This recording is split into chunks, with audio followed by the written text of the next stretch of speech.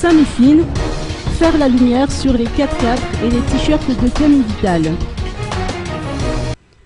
Le directeur du service de renseignement financier de Madagascar au Samifine, qui lutte contre le blanchiment d'argent, a fourni des explications sur les véhicules 4x4 bloqués au port de Thomas, ainsi que les t-shirts destinés à la propagande électorale du candidat à la présidentielle, le général Camille Vital. Il a noté que le Samifine n'a aucune affaire concernant l'ancien Premier ministre.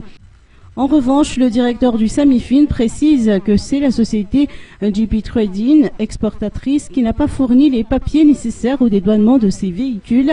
Suivant les explications du DG de Samifine, Dr Razarana Claude. Au préalable, je tiens à préciser que monsieur l'ancien Premier ministre, le général Camille Vital, ne dispose pas d'aucun dossier auprès de Samifine, ni de déclaration de soupçon de blanchiment.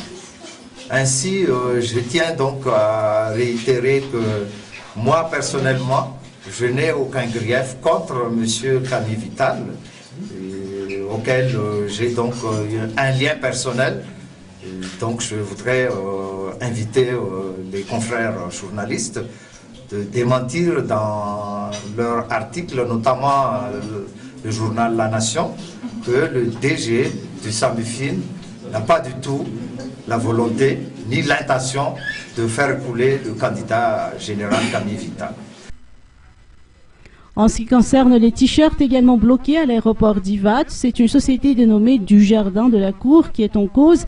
Écoutons le DG de Samifine, Dr Razarana Claude.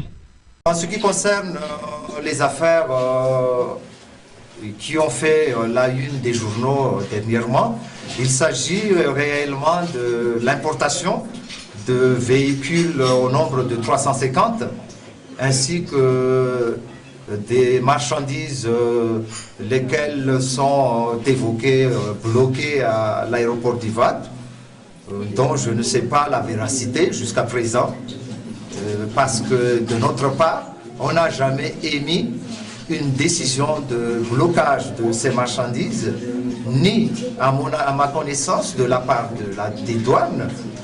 Seulement, il s'agit d'un processus de dédouanement. Par contre, je confirme que le Samifine a reçu des déclarations de soupçon à l'encontre de 2 sociétés importateurs de ces marchandises, notamment la société GP Trading, qui est l'importateur des 350 voitures, qui reste encore en sous-douane à Tamatave, et la société du Jardin de la Cour. Je tiens à souligner qu'il ne fait pas partie de la tradition du Samifine d'évoquer les noms des personnes impliquées dans les déclarations de soupçon, puisqu'il s'agit donc d'une affaire déjà déballée par les médias. Donc nous avons le droit et le devoir d'expliquer à l'opinion de quoi il s'agit exactement, et ça concerne réellement quelle personne.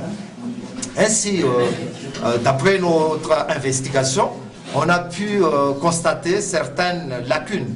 Je dirais lacunes dans ce sens qu'on n'arrive pas encore au stade de la poursuite judiciaire. Donc je voudrais évoquer 4 lacunes flagrantes de la part de la société qui a importé les voitures à Tamatave. Il s'agit donc des voitures neuves portant les marques Storm.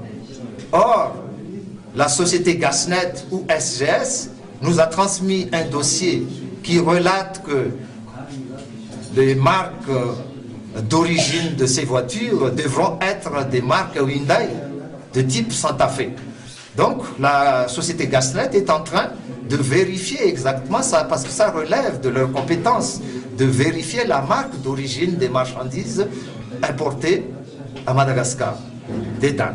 De 2, on a pu constater aussi qu'il n'existe pas de dossier de domiciliation bancaire dans le document administratif unique concernant l'exportation de ces voitures. Or, le code des douanes stipule formellement que toute opération commerciale internationale, que ce soit à l'export qu'à l'import, devrait être effectué par la voie d'une domiciliation bancaire. Aucune domiciliation bancaire ne figure dans le document de l'importation, de déclaration en douane de l'importation de ces véhicules.